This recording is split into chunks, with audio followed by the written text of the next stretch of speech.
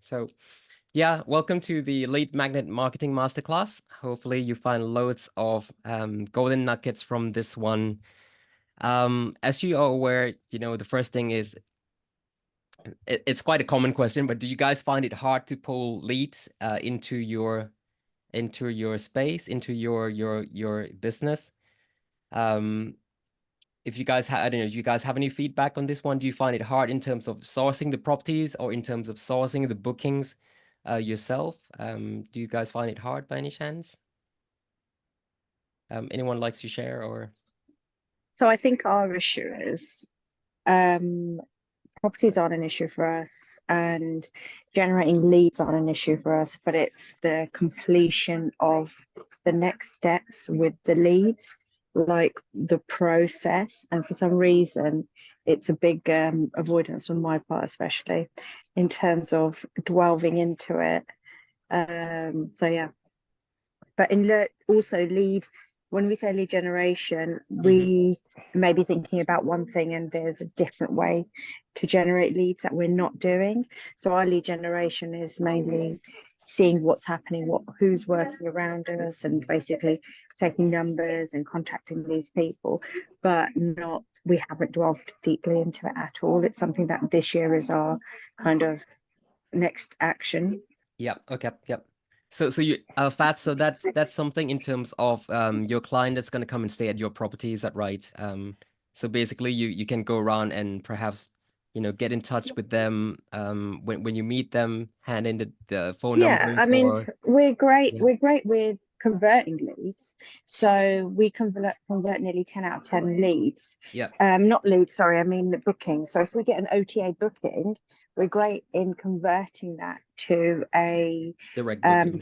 direct booking. Yeah. And that's, I think it's direct bookings that have literally got us through the last couple of months in terms of keeping our calendars quite busy when there was quite a quiet time. Okay. And that was all direct bookings. But in terms of our direct bookings, our converted bookings, we haven't actually got direct, only like a few. And that's where we need to concentrate on. How do we cut out the Want to OTA grow up. completely? Yep. Okay. Yep. Cool. Thank you. Thanks for sharing that. So one of the things that we like Alex and I, we are like such a big advocate on this thing is, um, if you guys can imagine, I mean, obviously, you might know about funnel. Funnel is pretty much a bucket, really, that you pour everything on top and then hopefully gold will spit out the bottom. So what we are, trying to do at this point is that we're trying to get, I'm just taking a step back for now. So I'm not talking about pulling leads to get your property. This is leads to get your booking filled. Yes, we should be talking about using OTAs. Now, some people said to me that, I'm not a big fan of OTAs and we should use that as a door opener. So pretty much your channel manager should be the one that kind of helps you to advertise everywhere to begin with. And then, of course, you're going to have to get on social medias. Is anyone a big social media fans by any chance? Or do you like Facebook or do you hate Facebook like me? um, these are the bits that it's important that we have to kind of maximize the channels to get your leads in, whether it's going to be online OTAs, online travel agencies, or social medias, or LinkedIn, or email marketing campaign like MailChimp, or you use some kind of agencies like Situ, Silver Doors, or even just send a simple email sent to your clients, something like that. We're trying to get all of those into our bucket. But what's really important is that you must have just one marketing funnel. And it can be, as simple as like a spreadsheet for now, and that is your funnel. But every single lead have to go into one direction. It can't have, so let's say, for example, if you've got your website and leads is coming through, you can't have, people going to your Facebook account or this or that. It has to go into one place where they take actions. So that can start it to convert into sales. Yeah. So this is the thing that, we should be seen everywhere. And maybe Alex can jump on this a bit more about, social medias as well. how important it is to be using social media as a tool. It's very tiring, it's very exhausting sometimes, but it sometimes, it's like a switch in your head that, like, personally, I hate social medias. I hate Facebook. I hate using Facebook. But if I see it as a marketing task that I need to be doing, then that switch in my mind is like, yep, that's okay. I'll get this task done. I do the videos, I do post this and that to generate leads coming through. And what's really important is that I find, that people likes, well, I mean, these days we don't seek love anymore. We seek attentions, So if you can create something that attracts some kind of a headline or hooks, something that attracts attentions, you're gonna drive you have more chance of people, heading towards your funnel in that case. Yeah. And I think there's some basic things, and I understand that there's a whole variety of people on this call, some experienced, some just beginning. So some of the things that I might say around social media, a lot of you probably already know, but there's some basic things like, you don't need to be everywhere. I don't think. I think you need to choose one or two platforms maximum and be really, really busy on those platforms. Yep. And that is your shop window, right? So that is how people are going to find you. That's how you're building authority in the space. That's how you are going to be seen as the local professional that's going to drive those leads into your funnel. So there's little things like, personally, I like to make sure that there's only business things on my Facebook. So, you've probably heard it before, but, make sure that there's not you dancing on the bar in Thailand from 3 years ago, pinned to the top of your page, basic things like that. Because, when you're at a network meeting, which you should all be doing, and I know that a lot of you are, but some of you won't be, and you've got to get out there and you've got to be networking. If you do meet that agent or that landlord or that other professional person and you get into a conversation about maybe, taking on their property or maybe using them for bookings, whatever it is, the very first thing they're going to do, and I don't need to tell you this, they're going to go home and they're going to Google you, and whatever they see, whatever comes up, that is immediately how they're going to judge you as a person, as a business owner. And it's basically going to make them decide whether or not they want to do business with you. So you've got to make sure that everything on there is authentic, it's professional, it's how you want the world to perceive you. And we've seen this with some of our most recent mentees that we've been working with. And when we started working with them, right, Pooh, they was absolutely terrified of social media, didn't want to go on there, didn't want to say anything, didn't want to mention property, didn't want to, the whole imposter syndrome thing was a big issue. But we gave them the tasks. They took action. They was everywhere consistently. And so quickly they started to see results from that, from being on social media and documenting everything. And I think a lot of people's problem is, what do I post? There's nothing going on. What can I put on social media when I'm not getting deals, when I'm not, showcasing properties? But you can document every single piece of the journey leading up to the point where you get the property, get the deal, get the lead, whatever it is. You sitting at the desk on Rightmove, you out doing viewings, you out in IKEA sourcing furniture, whatever it is. That's all content. So there's no excuse to not have anything to put on social media. It should be daily, and it should be always applicable to your business. Awesome. Thank you, Alex. Next one is really important, is never say no to anybody. This is, almost like a secret, but it's not so secret that, if you have somebody that kind of comes to you and looking for accommodations, and if your unit is full, you always, I mean, this is something that we always do, that we always say yes. Like, do they have properties? Do you have accommodation? We always say yes, and we go look for it. So that's a way to get more leads through the door as well. So keep saying yes all the time. This is something that's really hard in your head. Sometimes, like in my head, it's really difficult to change the mindset. But the more time that you keep saying yes to most people, you're gonna have to get out of your comfort zone to do something that most people wouldn't do. Let's say, for example, if you just sit around and let bookings come through OTAs, if there are like orphan dates, or if there are things, some people book the property and screw up your calendars, and then there are other people coming in. You're gonna have to keep, juggling the calendar the whole time, and to maximize the profits, right? And once you've done that, if somebody else asks for more, you have to keep saying yes as well. And then this is the bit where you started to partner up with other people, and you start to work with other people. So like for us, the clients are very, very important. We try to keep the clients happy the whole time. We try to service the client the whole time, because we are in the hospitality business, so we have to make sure that the clients keep coming back for more, and they keep wanting us. Now, some people might be asking that, why don't, let's say, for example, if you're in the corporate market, or if you're in a contractor market, why don't they go to, let's say, Comfy Worker, or this or that, or Silver Doors, or Sit2s? There's still plenty of companies outside there that's still willing to work directly with, pretty much all of us. So the opportunity is massive, but you can't do it alone. And what's really important is that, as long as you work with a lot of people, you partnering with them, you make them money, and you make yours in the process. This is where the magic started to happen. And Pooh, why don't we just, to use an example for that, we can talk about our current situation, right?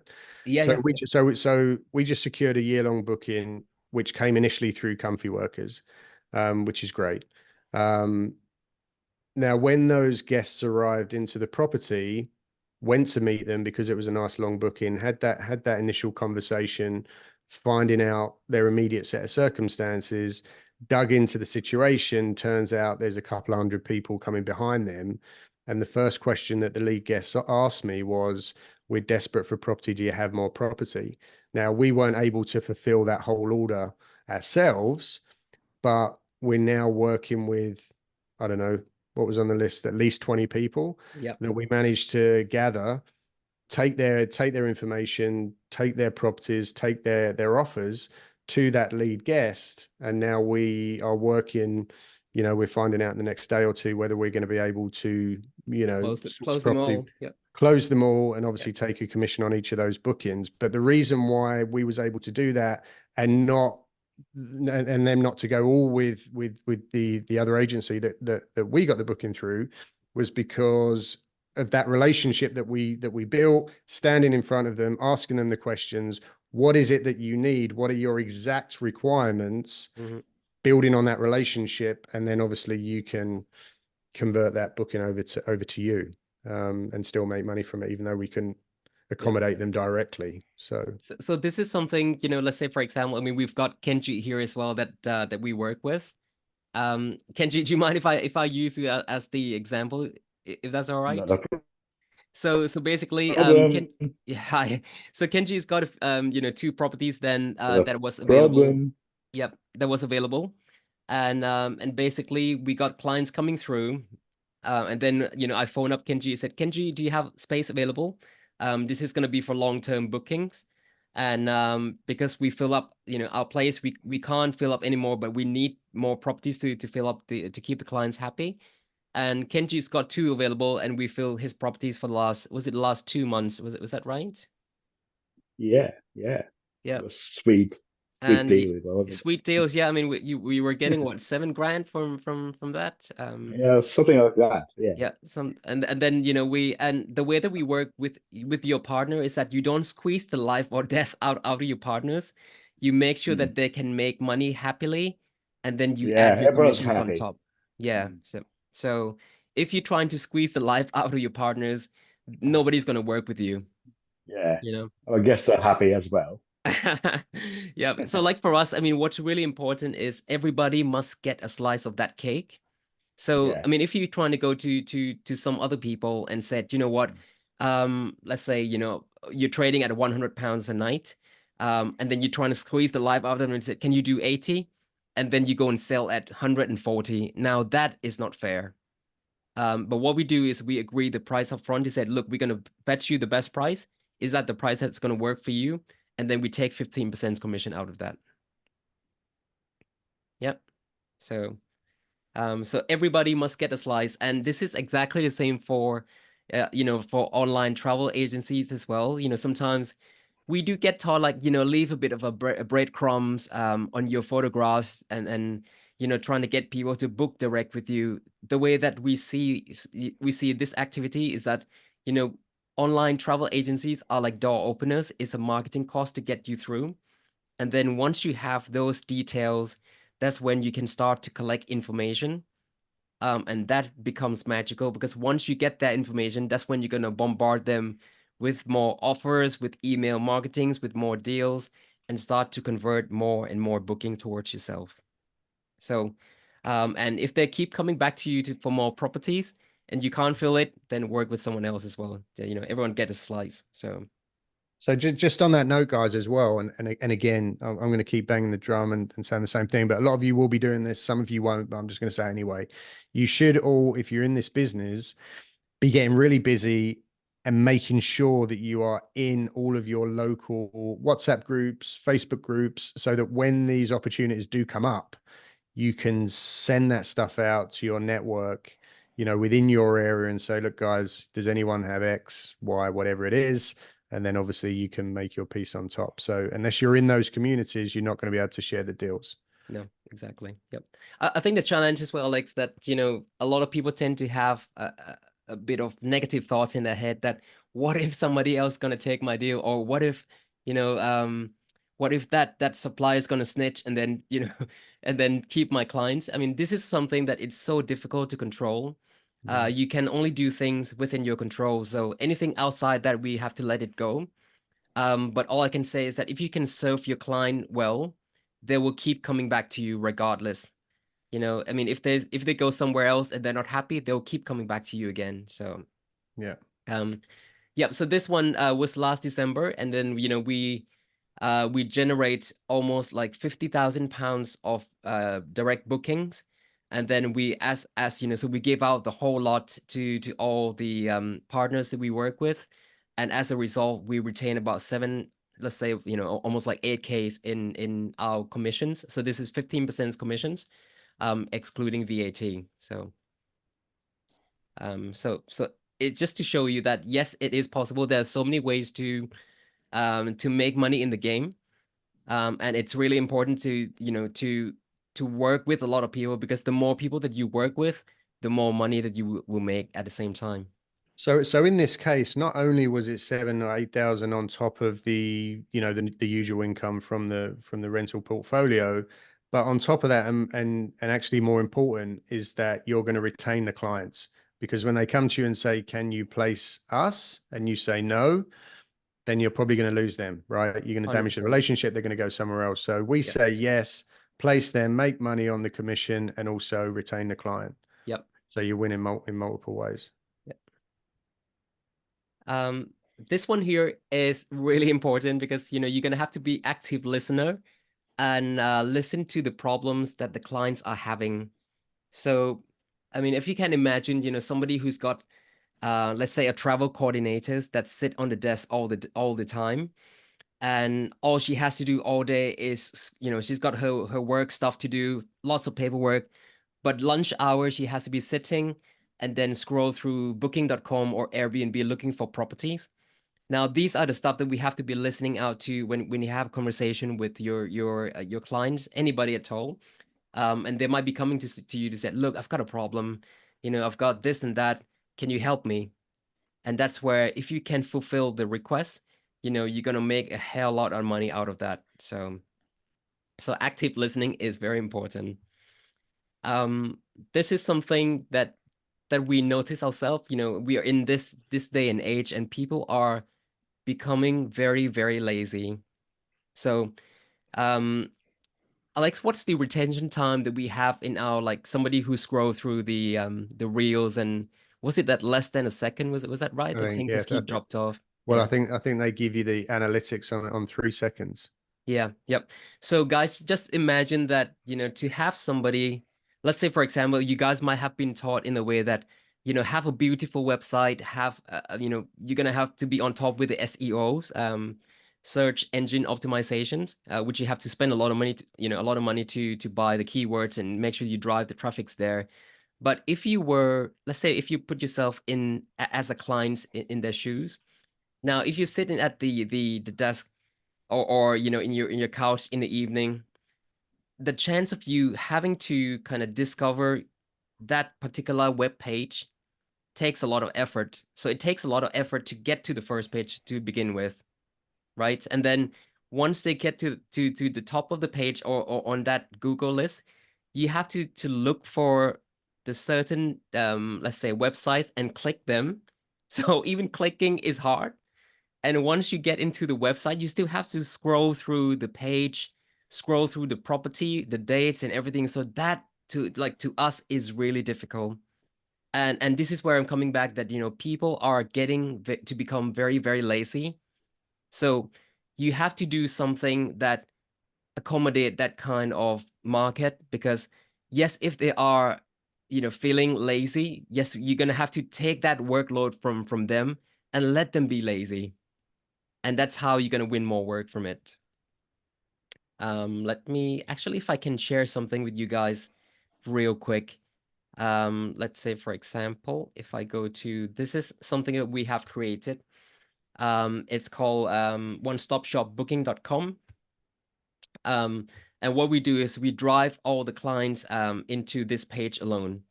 And, we have something very simple, something like a video description that you can, let me just try and refresh the page. Let's say, for example, this is small videos that they can run through.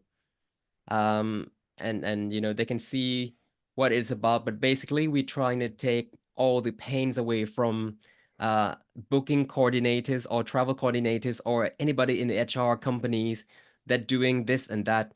We're taking that pain away from them and allow them to have their own time to do their things. And yeah, just reducing their workload, right? Reducing the workload. That's the main thing. Yep. So okie dokie. Let me just switch back to the other page for the moment. Okay. Sorry, can you guys still see my screen by any chance, or? Seeing the webinar at the minute. Yeah. Oh, okay. Only 2 seconds. On the lazy slide. Yeah. Okay. Sorry, let me just try to go back to the webinar. Sorry, I was sharing one screen at a time, so okie dokie. So the next one is the appointment funnel. I mean, this is something that I was pulling it up to show it to you just now, but I'll redo it again. But basically, eventually, I think this is something that I would love to encourage everybody to do, is to build this appointment funnel. If you can recall that, I said people are lazy. All we want to encourage in this case is that we want people to get in touch with us by listening or kind of resonating with some kind of message that we give out to them. And by clicking the form that we have, let's say, for example, we have a landing page, which gonna create some message that resonates with other people. And then we're gonna have 3 different point of call to actions where they can just keep, if they see it, they'll click, they see it, they'll click, and then make an appointment with us, and then we'll speak with them. So like, say, for example, this is, to me, is more important than a beautiful website, because this is something that creates much more leads in this case. Yep. And I'm just going to show you guys a quick example, if that's okay. I'll switch to the other screen just to show you what it means. Yeah. So that is, let's say, for example, this is an example of the live landing page, where we talk to travel coordinators. If you can see the yellow button, that's the call to action number 1. We explain pretty much the same thing, issues that project, travel coordinator have. And then you got another call to action 2, how we work, blah, blah, blah, make it nice and easy, call to action 3. And that's how we get more bookings with people, by just having a conversation with them. So we don't show them any properties at all. but all we need is, you know, a call to the right personnel in this case. And we drive how to get to this page is we do a lot of email marketings that drive it to this page alone. Okay, so it's basically all about trying to create the most seamless experience, right, that they can possibly have. Because if you've got the person in the office who's doing the booking, even if they're going on Airbnb and booking.com, they've still got to go and search the property, go through the steps, you know, make the payments, look at the refund policies, you know, deal with the book, you know, the whole thing's, even though it's easy, it's still difficult. So as much of that work as you can take away from them, you're increasing the chances that they're going to come direct to you in the first place. Is there any way that we can see that video, Pooh, or is that, can we not we can put a link, we can put a link in afterwards. Yeah, so no problem. I'm just going to move on to the next one, if that's okay. Next one is the, you know, obviously there's a lot of marketing things that we could be doing. But I would say, you know, that there are too many ways to do marketings. But it's nice to just kind of focus on one or two things that pulls in a lot of revenues. So you can't be doing everything. But in SA specifically, I think we can you know, kind of narrow it down to a few targets, which I'm going to talk to you about it. Now, coming into the marketing blueprint, which I think some of you might have seen this before. If you can see from the bottom left corner, you've got quite a few less, you know, let's say we've got passive ways, or we've got a bit more active way. So let's say, for example, the passive way is if you list your property online, as you guys would have done most of the time, you have to wait for them to make the bookings. You have to make, you know, pretty much you just sit back, relax, and let them take the control in that case. Or you list your properties with the relocation agencies, or property portals might be like, I don't know, Open Rent or the Right Move. But I think the Right Move is really expensive. You have to pay about like £800 per year to list all the properties. But there are ways that you can do. You can list it on, I believe you can list it on Open Rent for about £50 for, I don't know, 2 or 3 months before you have to renew the listing again. So that's some way that can be done, but you have to wait for people to click on it. You have to wait for people to take it's taking a chance of people to overcome the buying hurdle and wait for them to come to your property, which is still very passive, you know. Or you've got your website that people can come to, but then you're gonna have to spend a lot of money on the SEOs to make sure your site turns up on the first page when they do a Google search. So those are the bits where, you know, it's a lot more sit back, but then it might not generate a lot of bookings, direct booking in that case. But what's really good, what we find really good, that we generate massive amount of income is, first of all, being very proactive with it. And guys, you know, you've got, let's say some of you have been operating this for a few years and you've got your client list in the books. My first question is, when was the last time that you make a call, go through the whole list and make a call to your clients?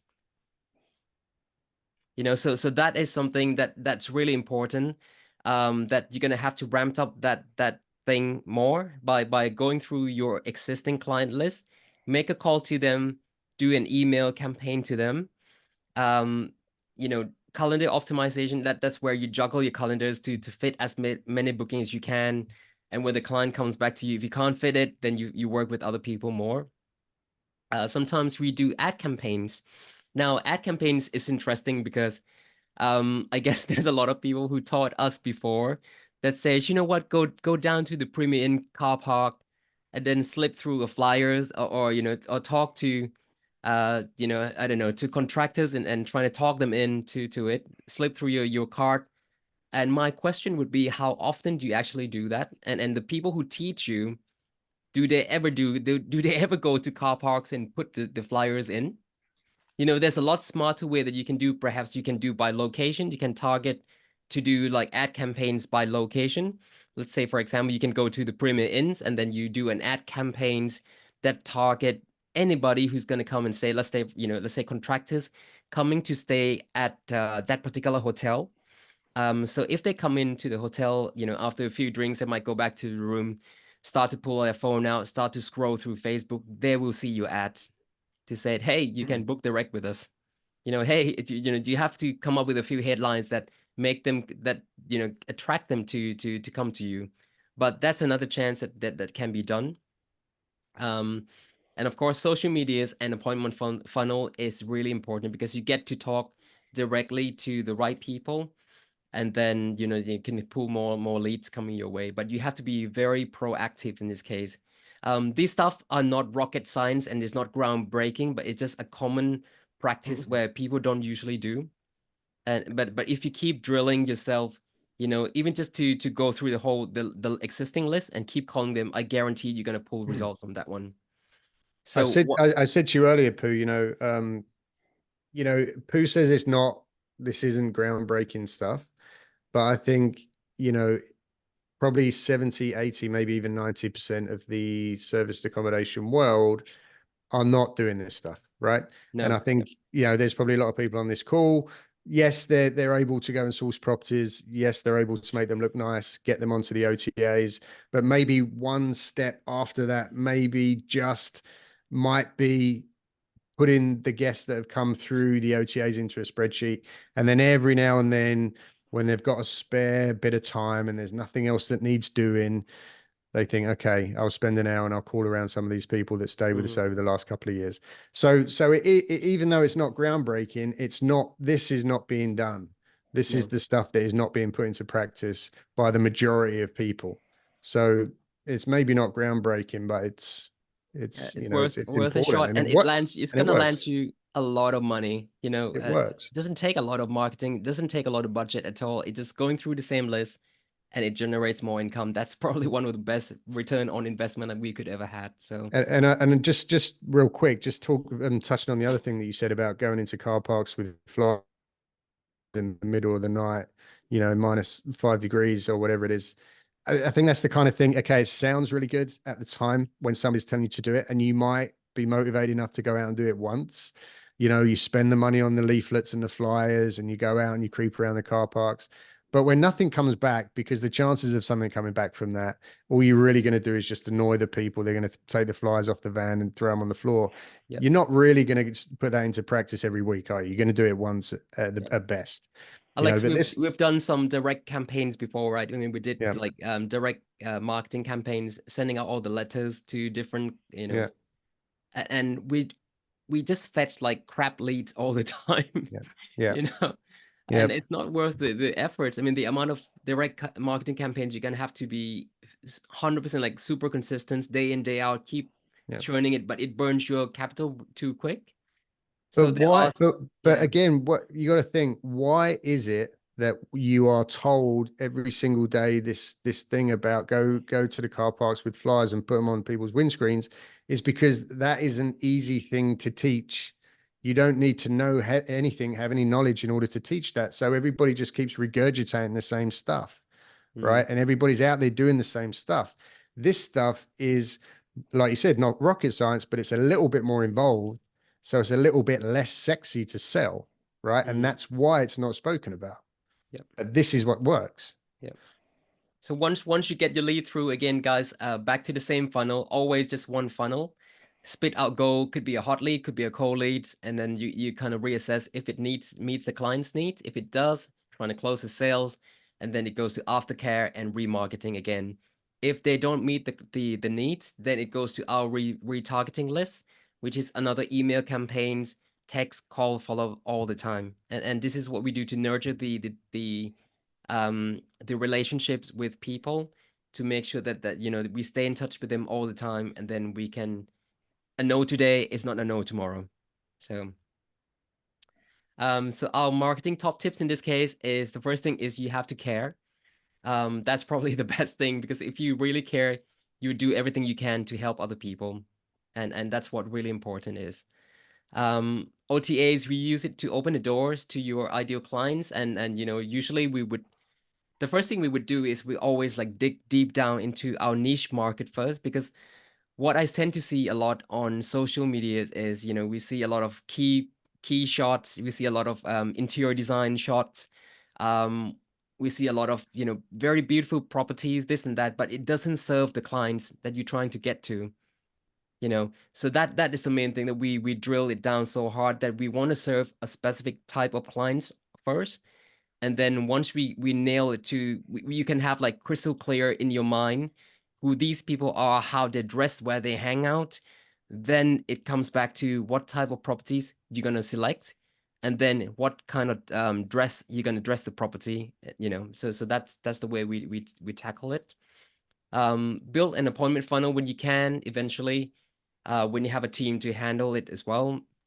And then pretty much be proactive with everything, marketing campaigns, calling the clients, social media, to drive to just one place.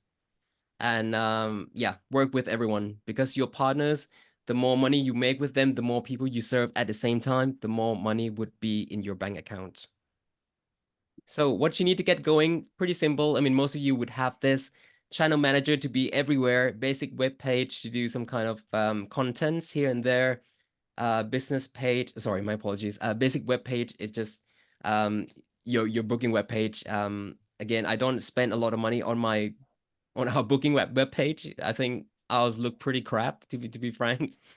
You know, but what's important, more important, is the landing page and the conversation we can have with your clients. A meta business page, Facebook page, and then email marketing platforms, which we use both MailChimp or Go High Level. This is another, what do they call it? This is like an all-in-one marketing, CRMs, pipelines, all in one place. We use this to track all the leads. It makes it easy, makes your life easier, that's all. And of course, your smartphone to call everybody up.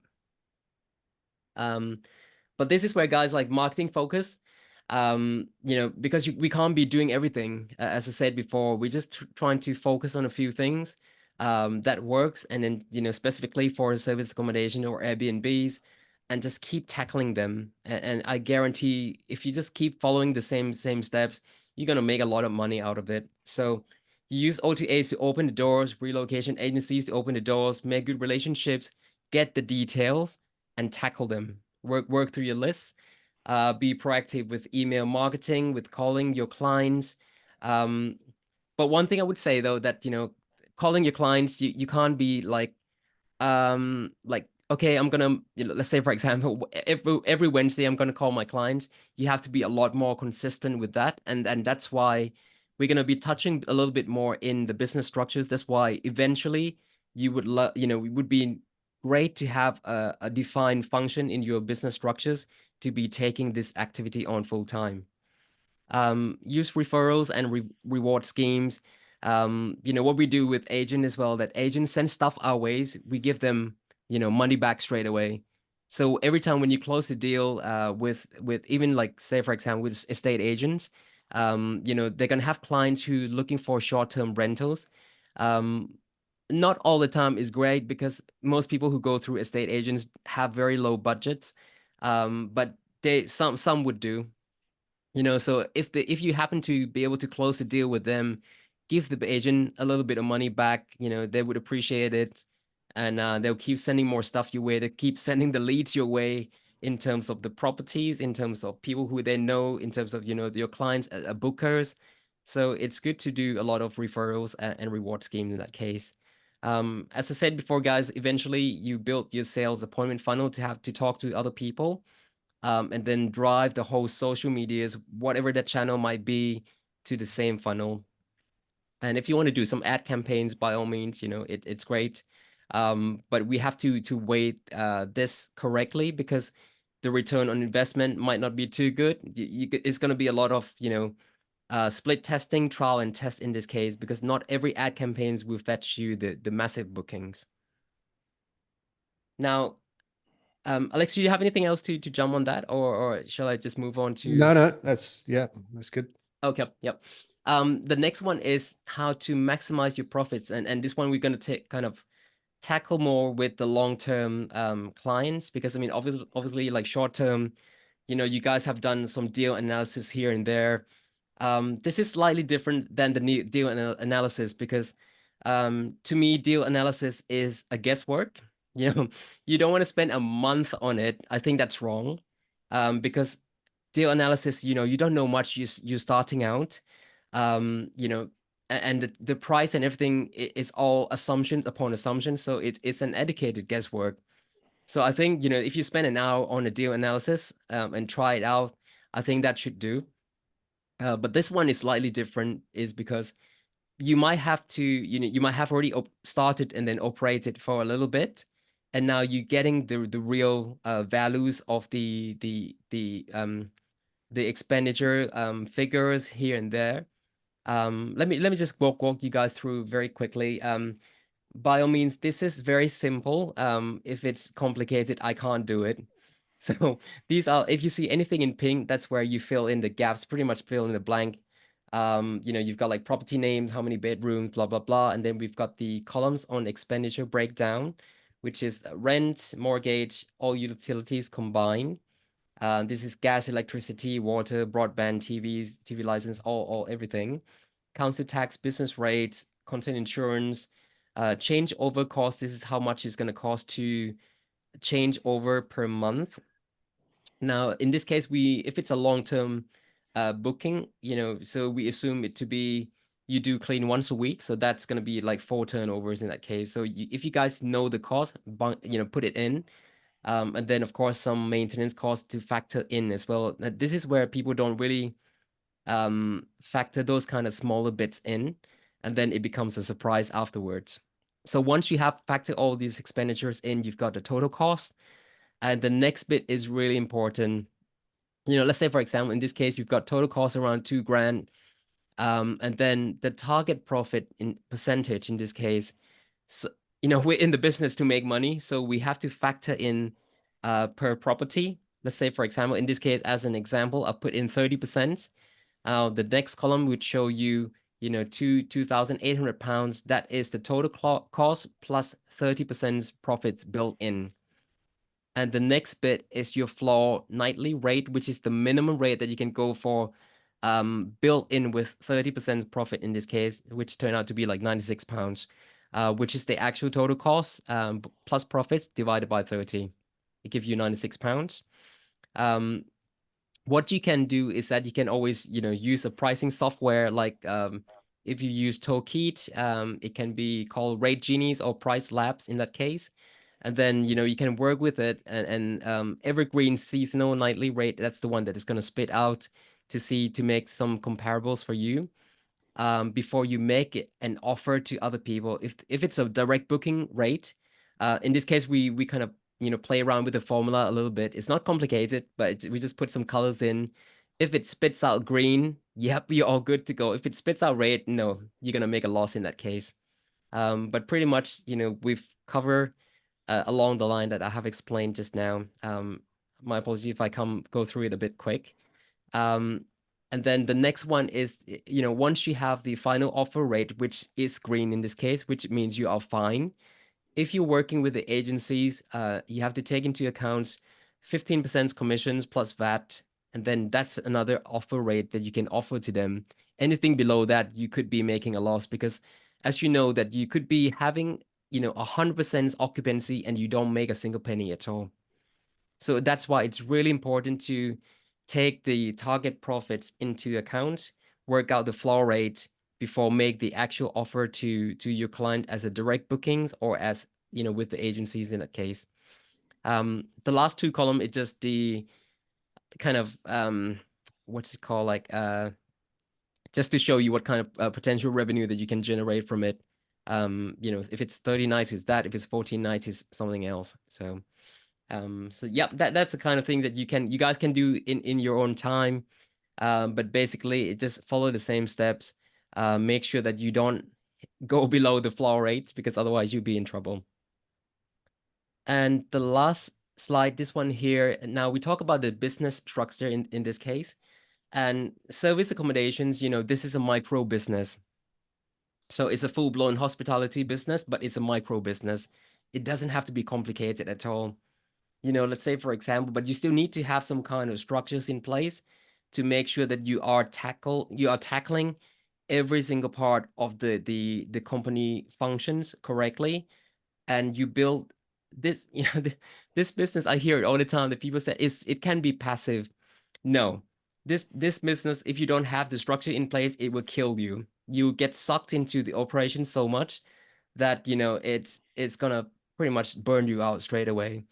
So let's say, for example, you might have a visionary who is you, you know, who is looking at the company's like cultures, looking at all the different aspects of investor relations to grow the company in the right directions. You have a vision, and then you've got somebody below you who is, I call it like the integrator, which is like connecting all the dots in place, come up with all the system, come up with all the plans, and make sure that everything is in the right place.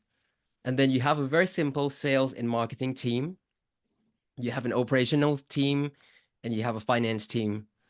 Now, you know, if you wanted to grow this kind of business into massive company, it's still going to be the same structures, but just gets a little bit more complicated. You got more branches coming out.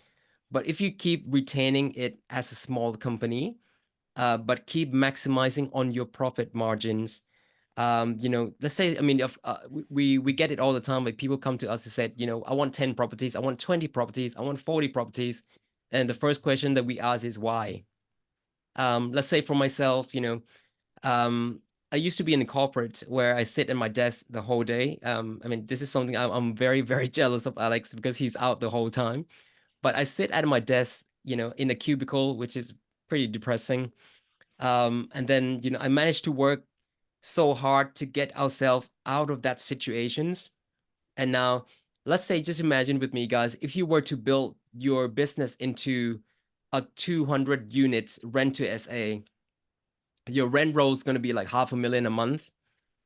If God forbid, if COVID happened again, you know, you're still going to have to pay them. You know, it's pretty scary.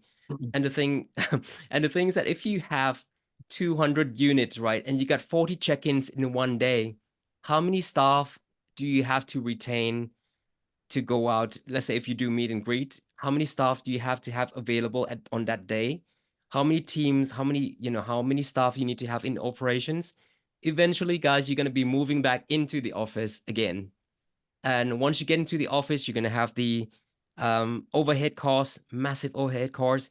And now you're going to have to lease the property, which is one of the biggest expenditures in that case. So like for us, retain it as a smaller business, smaller company, maybe maximum 20 properties, maintained by 5 to 6 people, can be VAs as well.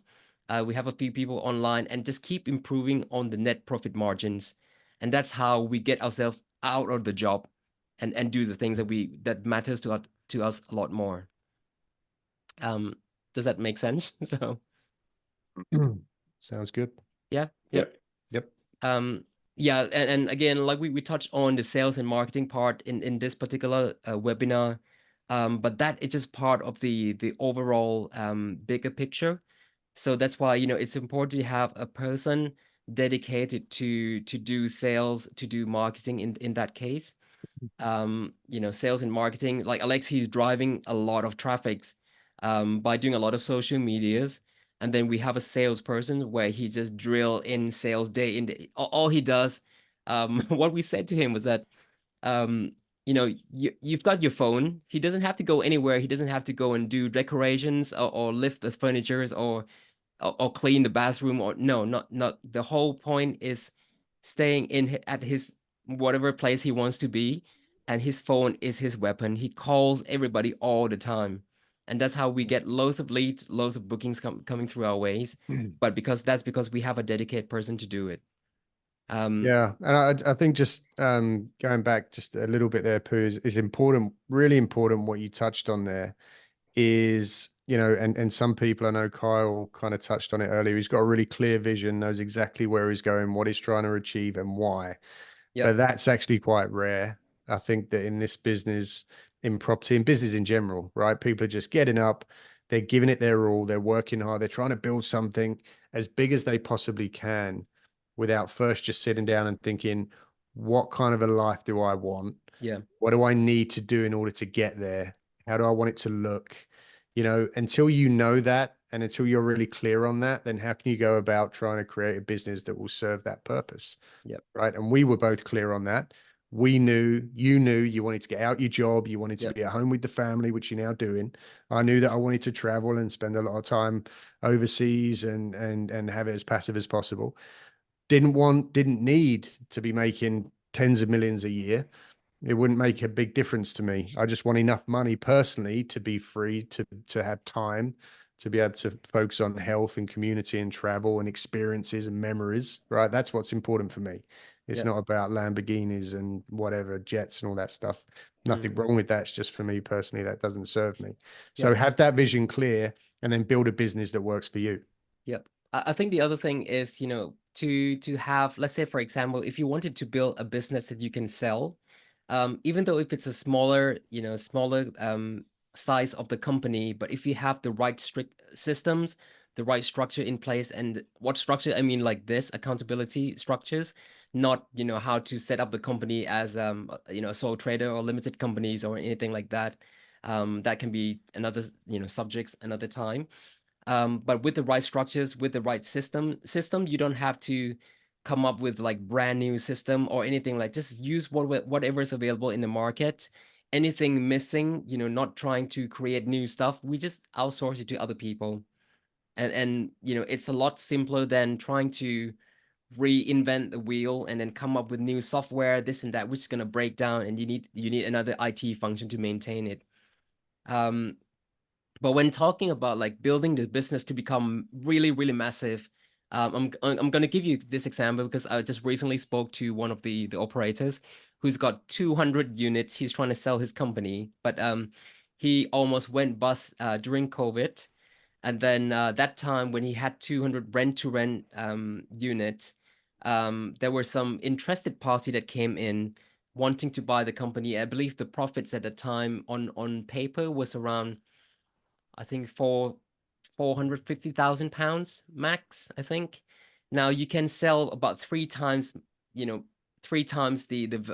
worth of the profit there. So basically, maybe, he was talking about 1.2 millions or 2 millions or something like that, for 200 units.